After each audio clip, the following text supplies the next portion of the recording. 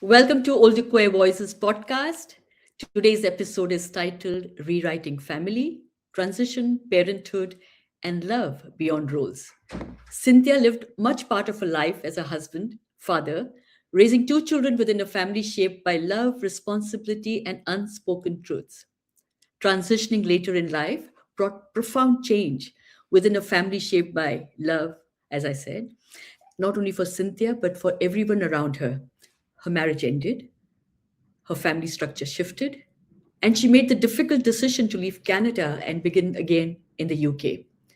Today's conversation explores what it means to transition as a parent, how adult children make sense of change, how love evolves when roles are rewritten, and how a family continues differently but still connected. Join me in welcoming Cynthia Fortlage. Hello. Hello, Cynthia. So lovely to see you and have you as a guest. Well, thank you And for having me. thank you. And thank you for bringing your daughter along. And so please join me in welcoming Jillian Fortlage. Hello. I'm so happy to see you both. And Cynthia and we've known each other for a long time now, for a while actually. And Cynthia is one of Mhm. our favorite person in the community. There's lots of love and respect for Cynthia. So this is going to be a very special conversation. Should we begin? Absolutely. And, Let's do just it. so the audience, this is a world first. None of my children have actually done a podcast. So, Raga, you again are getting an exclusive first. Thank you. I'm so pleased. And I understand this because I've been asking my children, my own adult children, to get be a guest on our podcast. They refuse. So this is wonderful to have our first ever, father parent. I can say Mhm. parent child, mother Mhm. parent, whatever we want to call or label this relationship, Cynthia, which we'll get more into because Mhm. labeling is also talking about labeling is so important, right? Mhm. Yes. Okay.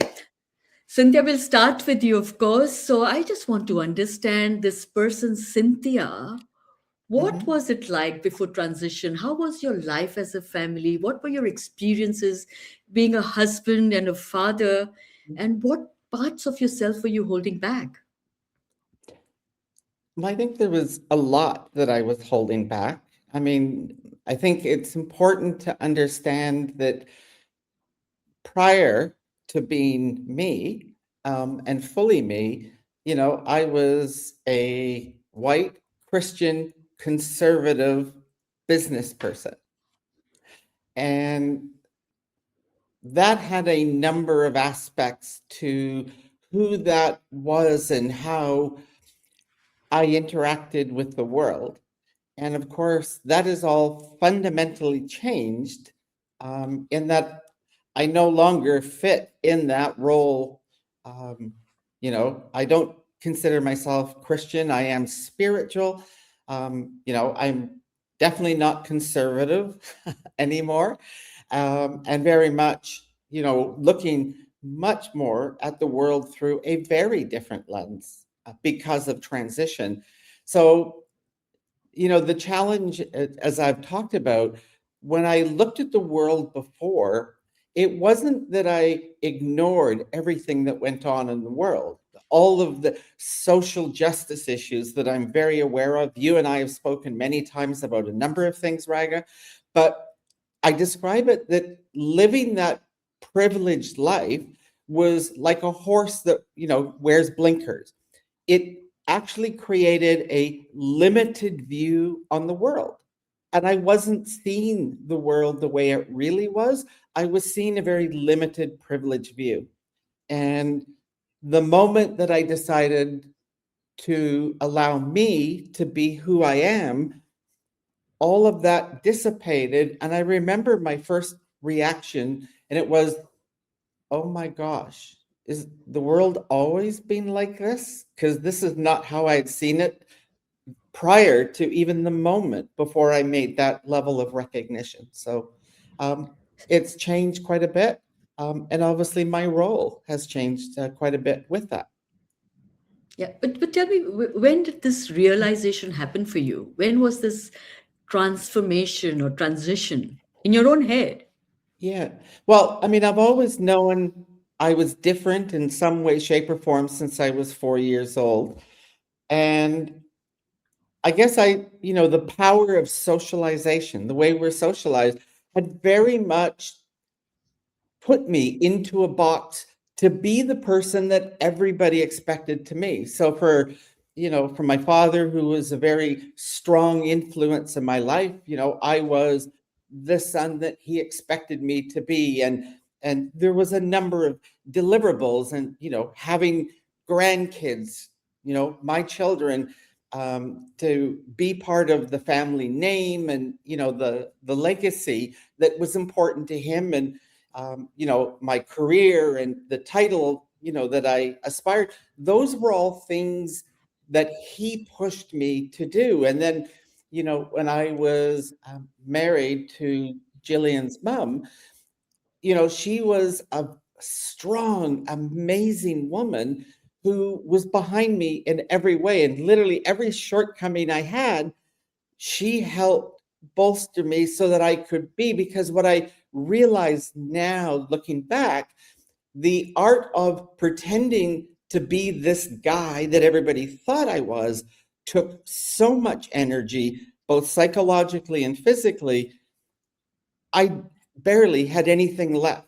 And it wasn't until Jillian was 18 and finishing high school when, according to Maslow's hierarchy of needs, I was really in that self-actualization space. And it gave me a lot of free mind space that allowed me to not decide to transition, but to unpack otherwise unprocessed thoughts and feelings. And that's when I was 50. So I only really began that emotional journey, when I was 50. One of the things, and I think you've heard me say it before, is that, one of the challenges with transitioning is you need to learn the language. Well, the language I began to learn privately when I was 48, but I didn't have the courage to actually say it till I was 50. And that's why I Wow. came up so late.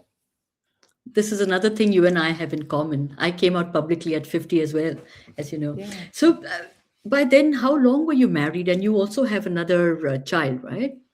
Yes, we have Jillian's brother, my son, Graham. He's 32.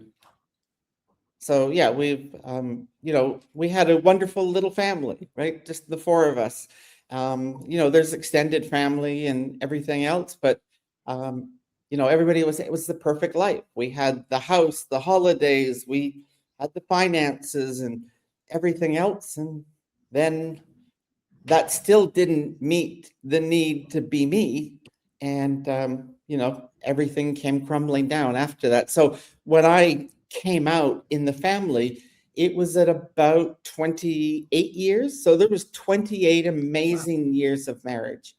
Wow. Like absolutely no complaint. I mean, it was a great marriage. But, I described that moment of the coming out process as an atom bomb in the marriage. And, unfortunately, that was just something we didn't recover from, although we tried, 18 months of couples therapy. We were both in independent therapy trying to process everything, and it just didn't work. Wow. You used the phrase crumbling down. You said crumbling down. Everything came crumbling down. And when we meet you at social events now, Cynthia, nobody would even understand or believe that you have been through something that crumbled down, And I think that is the beauty of you. You make it sound so relatable, so believable, and so like we can all fight this fight, and still manage to have a life. Well, I think it's important that, people realize, like, I've kept track of, if you will, of all of the losses. And I'll give you a simple example, for instance, that the dissolution of the marriage, I count as 3 losses, because not only did I lose my marital partner, I lost my best friend, and I honestly believe I lost my soulmate. So to me, those are 3 losses. But, during that process, both my parents passed away. So in the first 3 years, I have accumulated 22 losses in my life. And big ones are my birth family disowned me. Both my parents passed away. during that process. I lost my marriage of ultimately, by the time it was decreed, was 32 years in the end. And after a 3-year cycle, I lost my corporate career when we had to agree to part ways. Wow, Cynthia, you've been through so much, and thank you for sharing that. And I'm going to come to Gillian.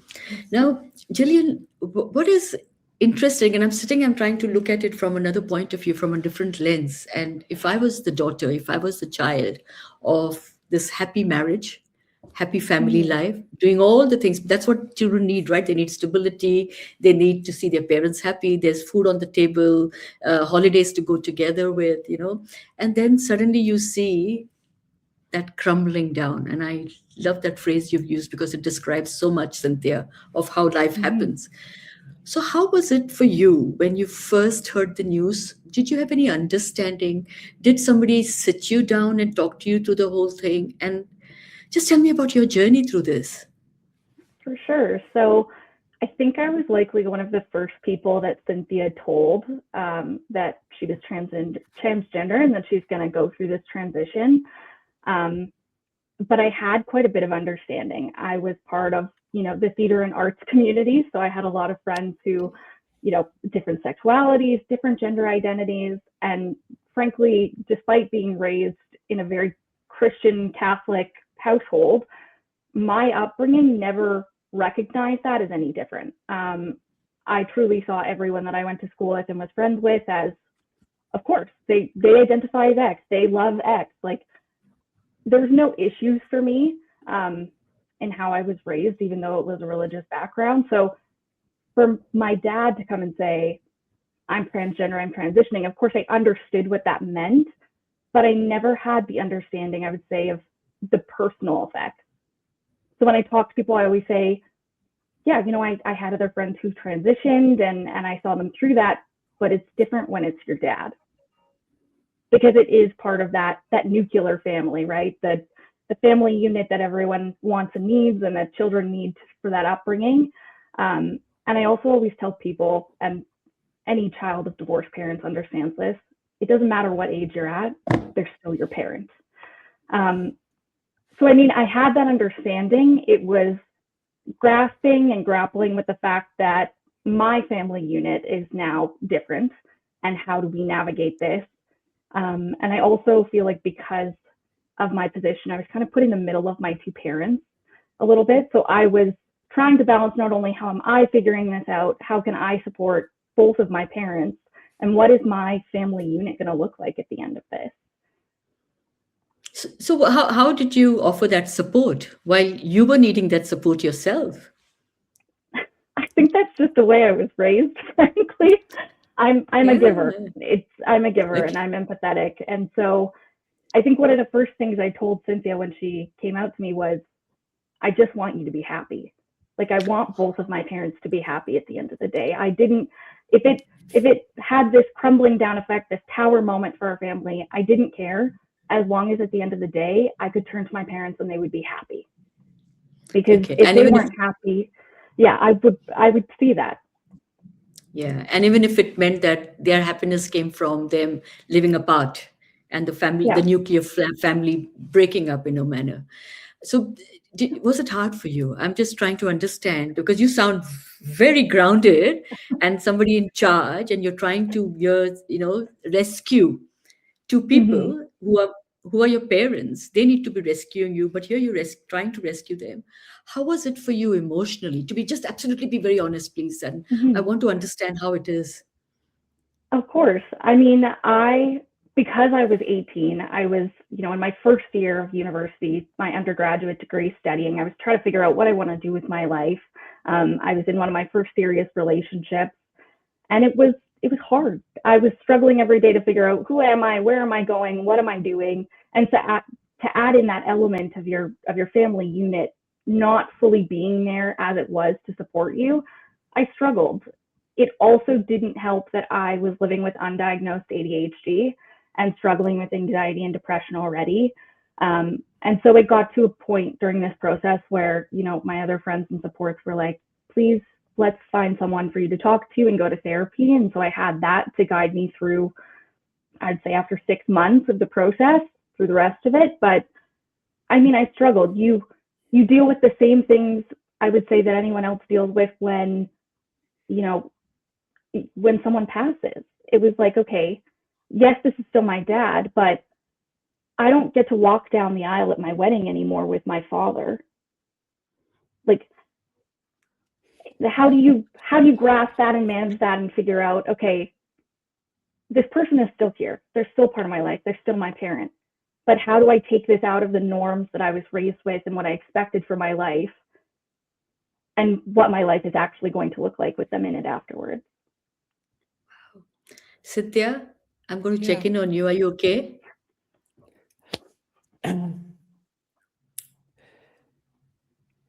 Yeah. I mean, I've talked about a number of these things before. And Jillian and I have talked about some of these things. You know, I always talk about that. That was one of the, if you will, expectations as a parent, and my role was that, you know, that there would be that walking down the aisle, that would be that first dance. And it hit me during the point of Jillian and I redefining our relationship that was an expectation as a parent that, you know, was kind of programmed in, that was, you know, very heteronormative expectation. And I had no idea how it was going to play out, but also realizing that was an experience she would never get. And I remember her response at the time. She said, "We'll figure it out." And I think that's one of the ways that she offered support through that, because it was like, oh, okay, we'll figure it out. Because I was mourning the loss of that role and responsibility, because I was still trying to figure out who I was through that process. And obviously, what is that going to mean? You know, so I would say the first year as a parent-child was a very difficult part of our relationship. Yeah, and I'm just so sorry that, I mean, I've told Jillian before that I apologize for me making the decision that I needed to do for me had that effect on her and ultimately on the family. Yeah, Cynthia, this is really very, very heartbreaking and touching to even listen to. I'm struggling with it myself today, but thank you for sharing. You know, that is why, you know, how much Nicola and I support the community, because this is it. People don't really realize that when somebody wants to come out and transition as a trans person, there is so many layers that they are fighting within themselves and then fighting society and Yeah, people like us who have families. There is that added layer of loss and grief. You know, with people think it's just a phase, or oh, it's some kind of a fad that you're going through. And I really want people to understand, listen to this story and see how much of a struggle in reality this is for every person involved. And Jillian, I'm mhm. going to come back to you on this. You also have a brother. Sure. Did your brother also rely on you? Did that also become your responsibility because you are a rescuer? I think my brother more so just receded into himself. He tends to keep to himself. He tends to be quieter. He's less of an ambivert or extrovert. So he just went inwards when everything happened. And I more so went, okay, how can I fix this? How can I help? What can I do? So we each managed it our own ways. But I mean, I would still check in on him. He would still check in on me. Like, we tried to be there for each other to provide that support too. So if I asked you today, what is that one thing that you miss about that family unit? Would it be for you? I would say I miss our traditions. Like, our family was big on traditions. So especially at this time of year, I think about Christmas. I could see Cynthia already getting worked up, and I might too. You know, we would have the same traditions where we would we'd clean out the front room in the house and we'd prepare it for the Christmas tree, and it would be a whole day. Us kids would get woken up to Cynthia blaring music on the stereo system, blaring Christmas carols, and we would all get up, and then we'd vacuum and dust, and we'd pull out the tree and all put it up together, and we'd put up the lights together and the ribbons on the lights outside of the house. And as much as it was a chore, it was, you know, something that we all did together every year. And yes, we would bicker, and yes, we would fight, but we would also laugh and giggle and sing along. And there's just so many core memories of doing that together, putting up the tree, dancing around and singing the Christmas carols. So I think I miss the traditions that we had, especially at these time of years. I go home for the holidays, and it's not the same. Like, it's the same, but it's different because we're missing a part of the family unit. It's so true what you're saying, and this is the time of the year when it hits hard, right? You think, oh wow, this is not there anymore. But you know, the way when I'm listening to you, I'm thinking at least you have beautiful memories of this from in your life, and life does change for a lot of us. And I'm going to stick with you, Gillian, because this is about loss. This is about grieving as well, that loss, and then it's about creating something, a space for something new in your life. So how do you feel about that? Yeah. I mean, I think I would say it took until I reached this age, until I was 28, and at this stage of my life where I'm building a career and I'm living with my spouse and I have 2 dog children, to really realize that that's just the beauty of life. Life is constantly going to change. And the beauty of it is that you have these wonderful memories of joy and love that you want to recreate, and you carry that with you. Oh, I'm sorry. But the grief and the grieving of things that you lose throughout your lifetime, whether that be friends or stages of your life, being a student or different career opportunities, that's the beauty of it. You have such immense love and joy with loss. And all you can do is experience the loss and grieve it and go through the motions, understanding that I got all of this joy and love out of it, and I'm going to have more joy and love in the future. Gillian, you sound so much like my own daughter. Really, you're like somebody who's, like, I use the word grounded and solid and can look at life in a very beautiful way. And it's such a beautiful, to have people like you on our journeys, because life is not that easy, as we know. And you're making me sit back and say, actually, what am I complaining about? This is the world, really, because it would have been very difficult for you. And I'm loving the way you have recreated that space in your life for something new and beautiful and celebratory. Cynthia, I know you're struggling listening to this conversation, and I really have so much love and respect for you, like I said, for even coming on today as a guest and being so vulnerable and open. I just want to, if you don't mind, and like I said, if you don't want to talk about it, that's fine too, but how is it for you, Christmas after Christmas, over the last 10 years? Because that, as a Christian, being raised Christian, would have been the most important, prominent part of your life. So how does it feel for you now? Yeah, I mean, and just for clarity, I mean, I know you know, and Gillian obviously knows, but I mean, I was born in Northern Ireland, and I was raised as an Irish Protestant. And it's when I married Jill's mum that I became Roman Catholic. And I was so Catholic, I was teaching catechism to other adults.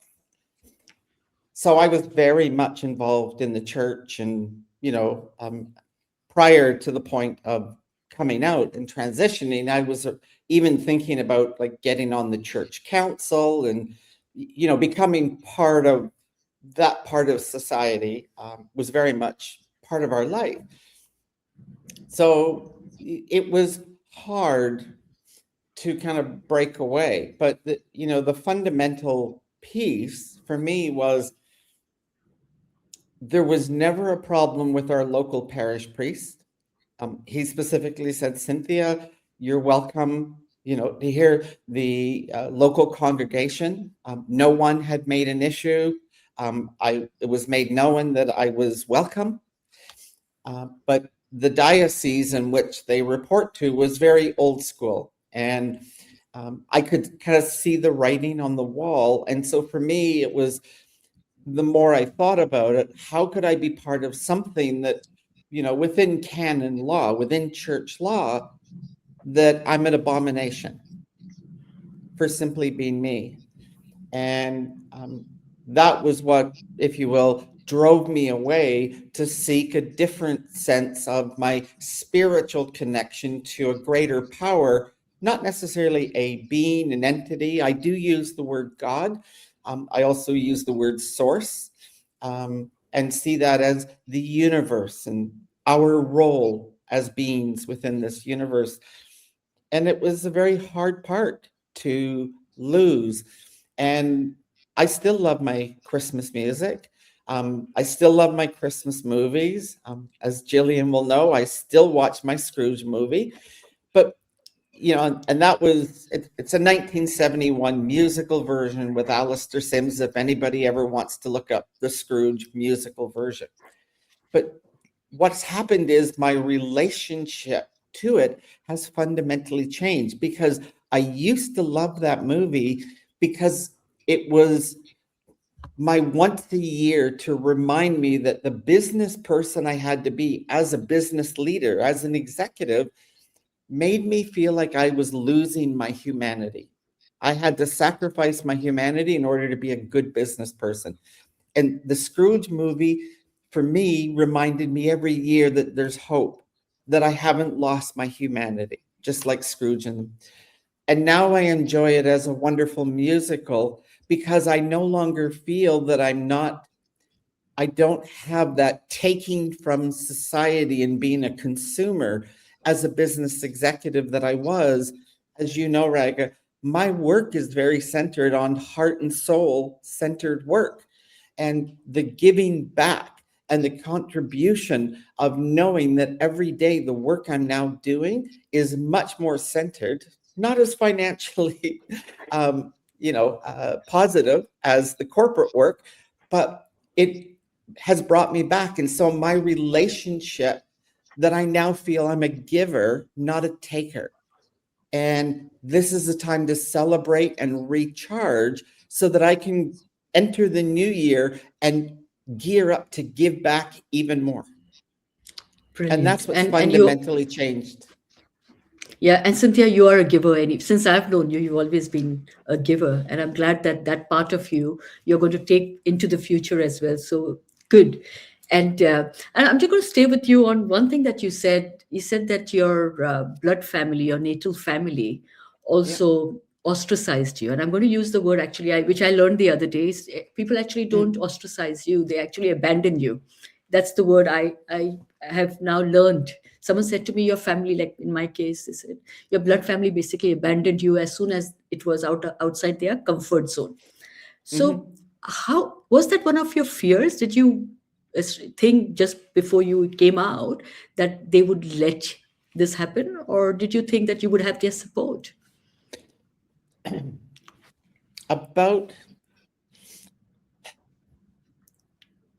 4 to 6 months of time before I actually came out publicly, part of my assessment, I mean, I was a business executive, a technology executive, and I do a lot of risk in my business, a lot of planning. And this was just like another project to plan. And one of the things that I remember clearly doing and articulating was I had to be prepared to literally lose everything. So I had to be prepared to lose my birth family, my marriage, lose my kids, lose my friends, lose my professional reputation, lose my job, lose my finances, and on and on. And if all of that happened, can I still say yes to this journey that would be in front of me? And I did. And And I said yes, that I was prepared at the expense of being me to lose everything. And I haven't lost everything. I've lost many important things. I've lost some very critical things. But I didn't lose everything. so, Jillian, I'm going to come to you. When you hear your parents say that they were willing, they were prepared to lose Mhm. everything, including their children. How does that make you feel? It makes me so sad that she would think that she would lose us. Um, because of the way we were raised, right? As I said, even though it was in this Roman Catholic household and we were very involved in the church, my parents still made it very important for me to realize that every human being has value and has worth, and that it does not matter if people are different from you, they are just as valuable and important.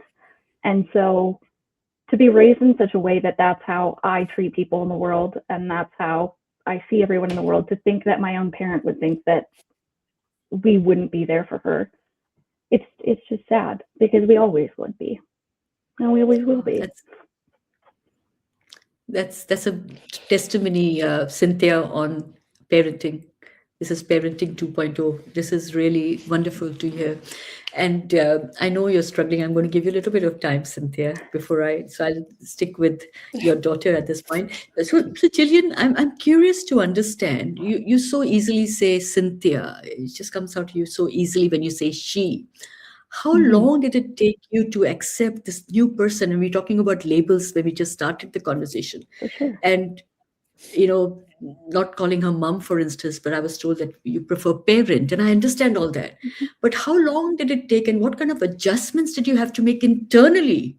And I know you were very aware and you were very open, but Mm-hmm. it's an adjustment. Oh, of course. I think, the thing that really forced us to have to start putting labels on things was society. It was, we'd go out in public and it would be, okay, what am I calling you in public? I don't want to dead name you. I don't want to misgender you in public to put you in a situation where it could be very uncomfortable or unsafe. So I think it really started with the fact that if we're going out into public, we need to have some idea of how we're going to refer to each other, what we're going to say. But there was an adjustment period. I mean, I think Cynthia and I were quite open about saying, look, I've called you my dad and used male pronouns for 18 years, my entire life. It's going to take me a while to always use she, to always, use your new name, and to not always call you dad, Yeah. but to call you a parent. So it did take a while, but I think there was also a lot of very open and transparent conversations between Cynthia and I, saying, this is where I'm at. For example, using the word mom was something that we kind of came to a head on, actually. At one point, Cynthia, in her transition, she's very much like, dad it's male gendered, it's part of the patriarchy, it's how society places it, and I don't want to be associated with that. And I remember I went to her apartment one day and we had a little bit of a spat, and I said, look, at the end of the day, I not only have to consider what you would like to be called, but what I feel comfortable with and what respects my mom still. My mom will always be my mom, and that will make her very upset if she hears that. And frankly, I'm not comfortable saying that. That name is reserved for the woman who carried me in her womb for 9 months and brought me into this world. So I said, I'm happy to call you parent. I'm happy to call you Cynthia. I'm happy to call you any other label. We can make up a name, whatever we want to come up with, but that was off the table. And we parted our separate ways that day, and we were not quite happy with each other or the answers that we got. But we were able to come back to each other, and I know Cynthia at one point said, I thought about it a lot more, and I understand where you're coming from, and we can find another word. And so from there, we kept figuring it out. It's how families work, right? You're going to disagree, you're going to get into fights, but it's the commitment to keep coming back to each other and figuring things out.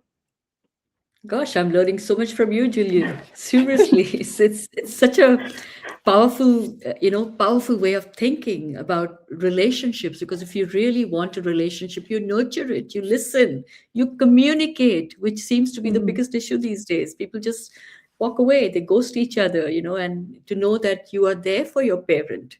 I think it's a beautiful, Cynthia, you must feel really beautiful about it, knowing that you have that stability in your life, because who says adults don't need stability? Absolutely. And, I cherish the relationship that I have with Jillian and her brother. I think it's something we've worked really hard to have the relationship we have. And, I've just added distance to the challenge of our relationship. And sometimes, like at this time of year, it is really hard.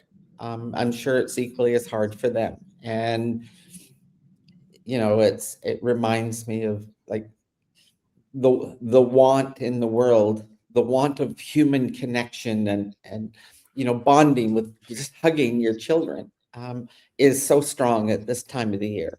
And I don't get to do that. I don't get to have that with them. So I'm very proud of both of my kids. And I think one of the key things was that for me, I was trying to undo something that my father put upon me. And that simply, my father only acknowledged me in the way a parent normally would every time I did something better than I had done before. I, got a bigger paycheck, a bigger bonus. I was named in a more important, more prominent, piece of press or magazine or whatever it happens to be. And I was always striving to better myself to please him. And I ask none of that from my kids. And I just remind them that they are such amazing human beings, the way they've turned out. And yes, I mean, that helps me validate as a parent, I was doing something right. Although you never know you're doing it right when you're parenting, but the outcome is the reward. And it's to just remind them that, whatever they do, whatever they accomplish, that is for them to celebrate. And yes, I am happy for my kids when they accomplish something. And when, Jillian graduated, law school, and she was very proud and, got her first job. And that was all, exciting. But that is her accomplishments. And that, as a parent, I didn't do a thing to do that. She did all that work. But she's an amazing human being. She's this giver. She has been an amazing rock for her friends. And, she's got this fabulous partner that helps support her. So just seeing as a successful adult without worrying about the career status, it's just, unbelievable. And my son's just such a huge heart giver. He's amazing at his work. He followed my footsteps in the world of tech. And for him, he is such a giver of heart, especially for, a lot of, children's hospital initiatives and things like that. Like he just puts his heart on his sleeve so easily. Something, and I don't know that Jill would agree. I don't believe, as her dad, I did that. That was not something visible that I put my heart on my sleeve in my professional life and my work. I was very focused. I was very work focused. I was very get the next accomplishment focused more than I was anything else. And that she probably felt because it came at the expense of the relationship with the family. Yeah, Gillian said earlier that she wanted, when you came out, she just wanted you to be happy. And from what you're saying, I can just see the same, the other way around, that all you want is Gillian and her brother to be happy. And Yeah. and not the way we are conditioned in society to believe that it comes through achievements and accomplishments and No. degrees. It's just be happy. And I think it's a huge thing to have that for our children, because even my family, my generation of my mom's family, the expectations were so high that you always had to get distinction, you had to be a merit student, you had to do it for them to feel proud, and that was the center. Did you know what Raga did today, what she did? That was it. How you turned out as a person didn't matter, because they assumed that you would turn out all right because you were so successful and in their view. But that this is beautiful to you, Cynthia. This conversation is really uh, so different to the conversations we've had on Older Queer Voices podcast, and it's really, I'm not saying others are not meaningful, but this has got so much depth in it. We're talking about relationships, and I'm talking about, now I'm going to take you back, Cynthia, into this time, because I can see a close knit family, huge amount of stress and challenges you're facing, although everybody is supportive towards everybody, there is love, there is everything else that goes on with love. But you decide now to move into another Mhm. country. How, when did you do that, and how does that feel for you? And were there any fears that were associated with that change? Yeah, and it was something that I talked with Jillian and Graham about before I did it, because I was in South America. At that point, I was living in Medellin, Colombia. I was on a year-long travel, but COVID said no. And so I actually spent lockdown in Medellin, Colombia in South America. And when we were there for 6 months, I was in South America for a total of just 9 months. And when we knew that there was a chance we could finally leave and fly somewhere, I talked to Jillian and Graham, and I said, look, that the choices are I can fly back to Canada and figure out things, or my plan was at the end of my travels, which would have ended in South Africa, that I was going to go back to the UK and get all my paperwork sorted, like get my passport and get a gender certificate in the UK sense, which would allow me to change my birth certificate. So all my paperwork from birth to death would be Cynthia Fortlage female. And so I would feel very aligned. And when I talked with Jillian and Graham, again, we didn't think it was going to be 6 years on, but they said, yeah, like go do it. The problem was when I was in London and I was there for 6 months originally, and small town prairie girl falls in love with the big international city. And I met you, Raga, and you've seen my journey here in London. That was not the plan. And now, just recently, as Jillian knows, I've secured my Irish EU citizenship. It's twofold.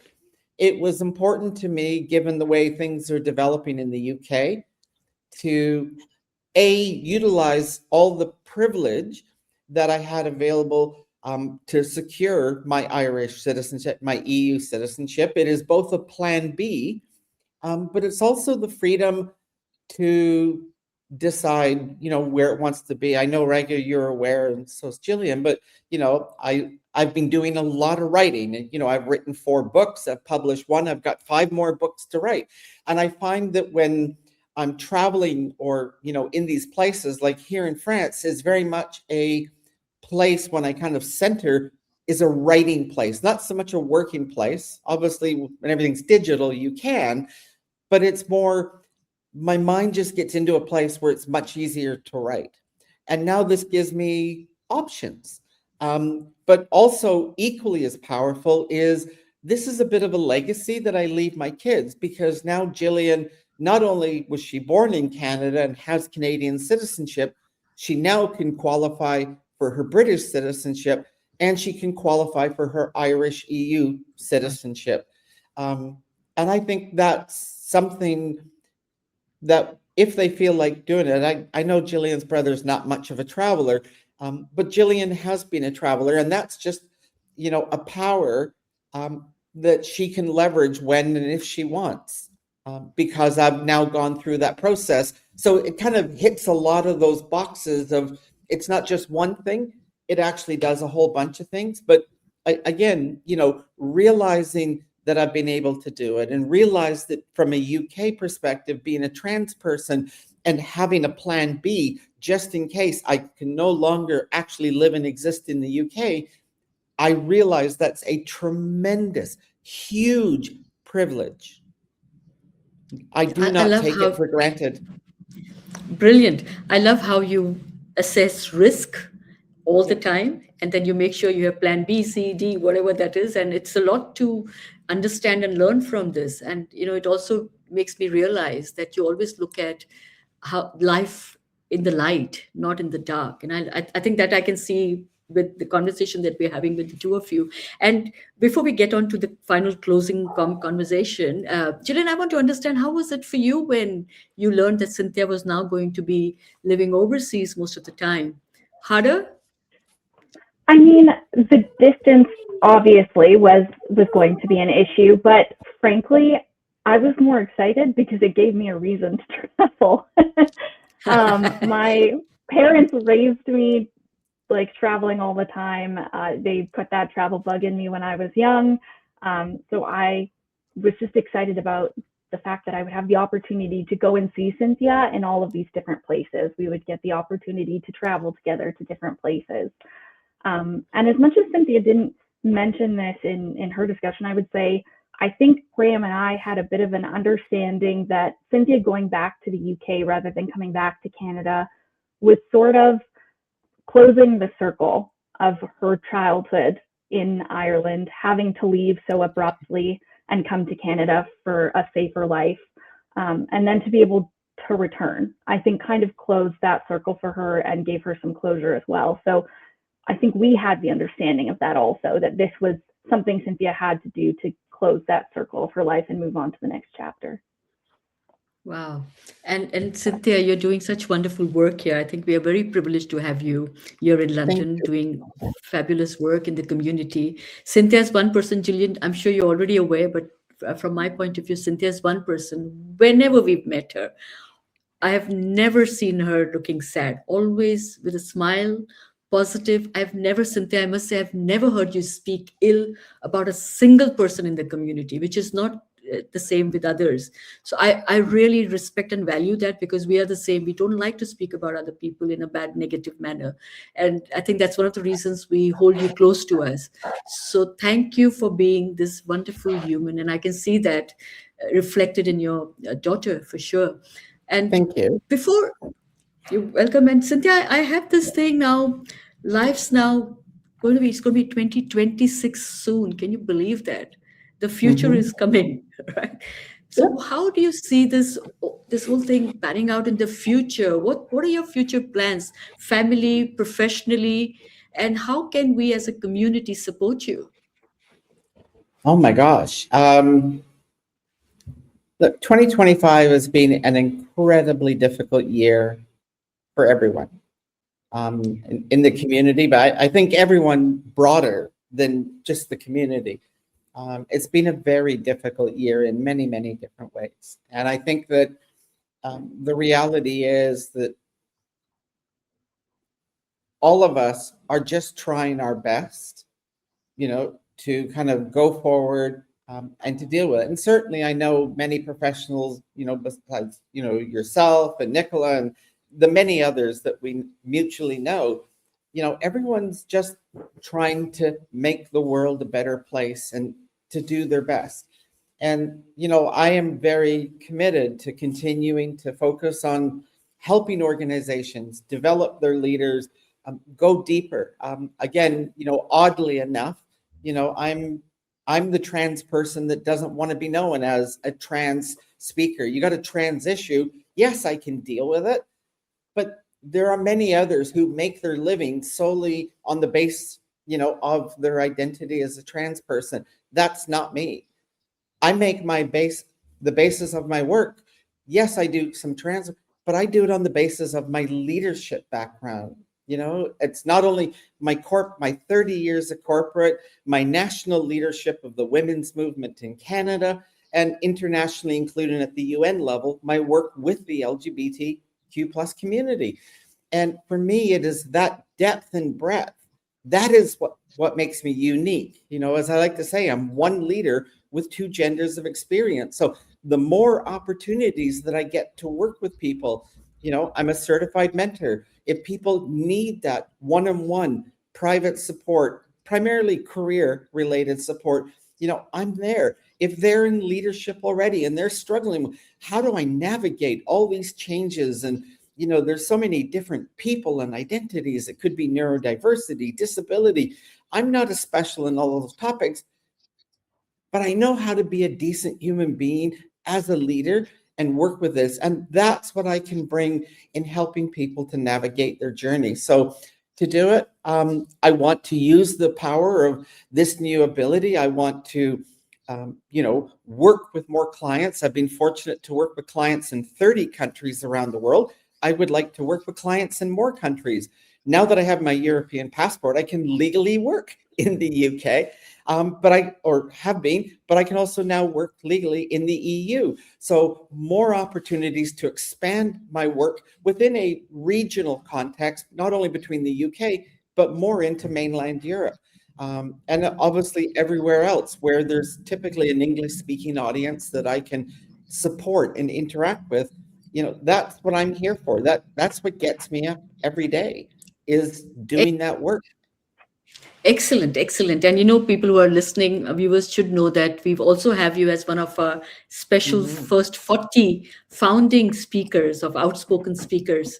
So that says a lot because we do a lot of due diligence, as you know, before we even, hey, you see the doggy? No. Yeah. And yes, we do a lot of due diligence, as we know, before we even get a speaker on board. So Cynthia, I will come back to you with a final question, Yep. but I want to go to Gillian one last time. And Gillian, I'm going to ask you a very difficult question. Go What is for it. that one thing that you would want to say to Cynthia that you wish you had shared and you haven't ever said before? Oh. I think the one thing I would say is I respect how much you've been able to take feedback and criticism about how you handled your transition and how you handled certain aspects of our family evolving at that time, and how you can now take ownership of that and apologize and try and make it right, rather than maintaining, I was going through a difficult time, I can't take ownership in that.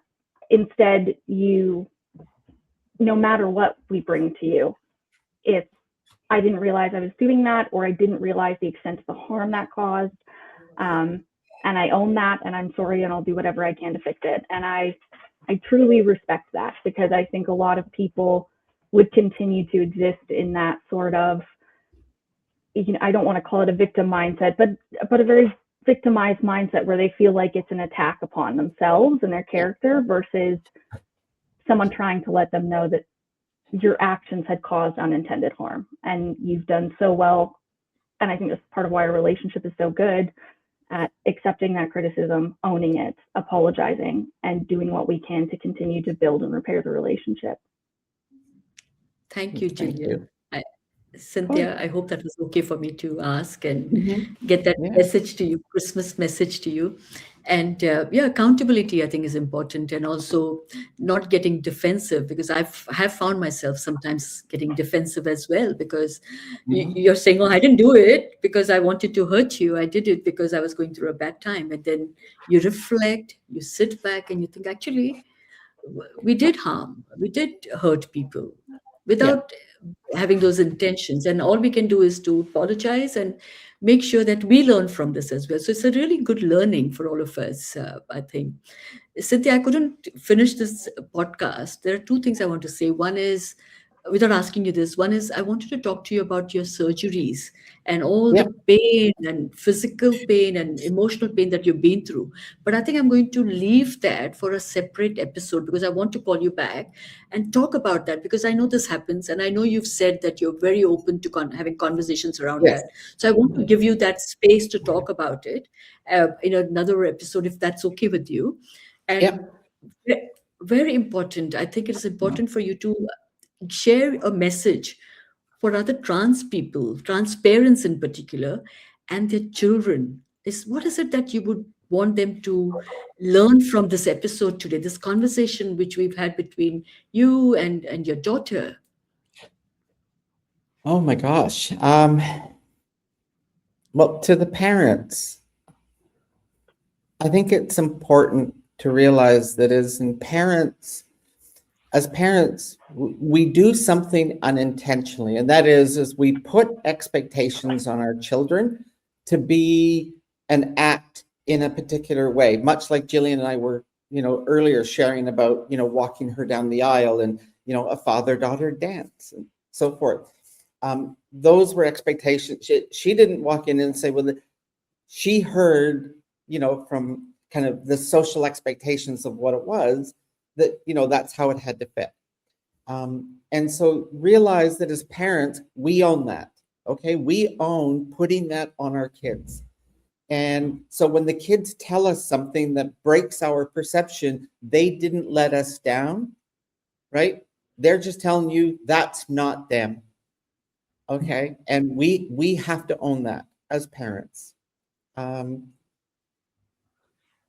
think, to the community at large, I mean, I'm so privileged because I get accepted into so many circles, so many women's circles who accept me fully into it, whether it's my business circles or the lesbian circles or, many others. And I feel very blessed that I get that opportunity, and I know that many don't. And I'm trying to trailblaze to create a place and ensure those organizations have rules and policies under the current guise of, the legislation we have to work with that create safe spaces for others to join and to feel a sense of community other than that. But our hope, we need to keep doing what we're doing because we're living it. But the hope that I work on is not hope for me. I don't believe in my lifetime that I will see the world for people like me that I want to see and believe we deserve and will ultimately be legally vindicated as legally deserving of the said rights and responsibilities. I'm doing it for the people I look up to, and I look up to the youth. The youth are my heroes. They are the ones that give me hope. They are not leaders of tomorrow. They are leaders today. They are leaders on social justice, on gender justice, on climate justice. And those of us that have been given roles because of age, tenure, etc., we need to learn to step out of the way and uplift these others and let them lead today. Excellent, excellent way to close this absolutely heartwarming session. And Cynthia and Gillian, your story reminds us that family is not fixed, it evolves. Transition may change roles, geography, and expectations, but it doesn't erase love or connection.